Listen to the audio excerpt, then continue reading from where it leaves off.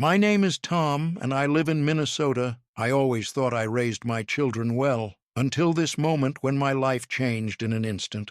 Listen to my story. I don't remember the exact day my kids stopped seeing me as a parent and started treating me like an object, a fixture, like the front porch or the refrigerator. Always there, never considered. It had been a slow decline. After their mother passed, I did my best. I worked double shifts, packed lunches, kept the lights on. I didn't cry in front of them, not once.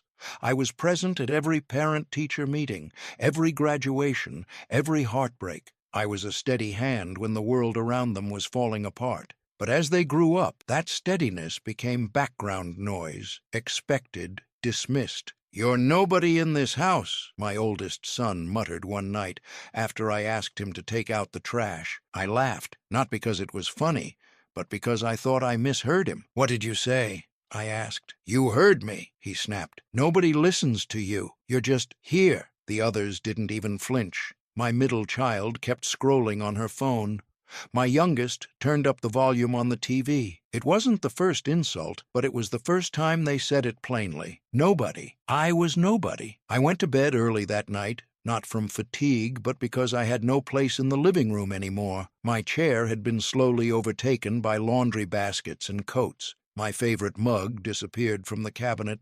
I had stopped buying snacks I liked because no one left them untouched. Even the dog had started sleeping in someone else's room. It would have been easy to yell, to lecture, to remind them of the bills, the food, the years I'd sacrificed. But what would have been the point? Instead, I made a plan. It started small. I stopped buying extra groceries. If they wanted their specialty coffee pods and frozen pizzas, they'd have to get them themselves. I canceled a few subscriptions, Netflix, Spotify, a couple others. No one noticed for a week. Then I took the Wi-Fi offline for a day, just to fix it. The house imploded, phones without signals, gaming consoles dead, YouTube buffering endlessly. They yelled, they blamed me. Then they moved on like I was a useless handyman who couldn't be fired. I watched them with new eyes. Adult bodies with teenage minds, arrogant and entitled, treating my home like a hotel they refused to pay for. So I made a move. Quietly, over the next few months, I began preparing the basement for rental. I had a friend from work, Luis, help me section it off. We installed a separate entrance, a lockable door at the top of the stairs, a small kitchenette, and an additional bathroom. The kids were so self-involved, they didn't even ask why there was hammering downstairs. "We're just fixing pipes," I lied once. No one cared. By the 6th month, it was ready. Then I did something I never thought I would. I transferred the deed to the house to an LLC I owned. That made me a landlord, legally.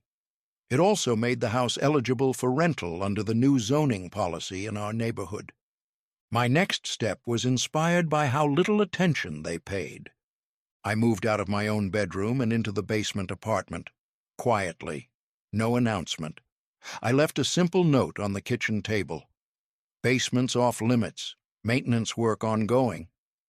They didn't even ask me about it. A week later, I left the house. I packed a suitcase, drove around the block, and parked at the local park for the night. The texts rolled in. "Where are you? Can you order groceries? Why is the water pressure so low?" I replied, "Taking some time away, figure things out." They were annoyed, not worried, not curious, just inconvenienced. Perfect. The following week, I returned wearing a baseball cap and introduced myself to them under a new name. I had posted a listing online for fully furnished rooms for rent in a quiet residential home. I used photos of their rooms, listed the basement as the landlord's residence, and described the setup as co-living for young professionals. Each of my kids received an email a few days later from a property manager, also me, under another name, saying the house had new ownership and they'd need to start paying rent to remain tenants. You'd think they'd question it. They didn't. Because I knew them. They didn't read details. They clicked agree on every app, every website, every contract. They signed digital leases without even consulting me. The first payment came 2 weeks later, from my son's savings account, then my daughter's part-time job, then the youngest, who Venmo'd her share with the note, "Can I be late next month?" I laughed so hard I almost dropped my coffee. They were paying me rent, without even knowing it. And once the money started flowing, something shifted. Suddenly they were cleaning the bathroom. They started asking permission before having people over. Groceries showed up. Dishes got done. Someone fixed the leaky faucet without being told. And I stayed in the basement, invisible and omnipresent. A month later, I raised the rent by $50 each. They didn't argue. Eventually, my daughter knocked on the basement door. "We haven't seen you in a while. Want to have dinner sometime?" I smiled. "I'll check my schedule," I said. That dinner happened, and it was awkward at first, my kids sitting around the table like they were interviewing a stranger. But something changed in them. They listened, they asked questions, they even said thank you. I started coming upstairs more often, but only when invited. The house was quieter now, cleaner, more respectful, and they began to understand that comfort wasn't free, that nothing just happens in a home. Someone works, someone pays, someone maintains it all, even if no one notices. One day, my son pulled me aside. "Did you know the landlord lowered our rent a bit this month?" he asked. "Said we've been more responsible." I nodded. "Sounds like a decent guy." He laughed.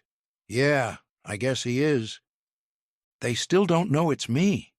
They might figure it out one day, maybe when they try to buy their own homes, or when they request a record of their past leases. Maybe then they'll see the name on the LLC documents. Maybe they'll call and ask why I went through all the trouble. And when that happens, I'll tell them. Because sometimes you don't learn through lectures. You learn through life, and the rent is always due.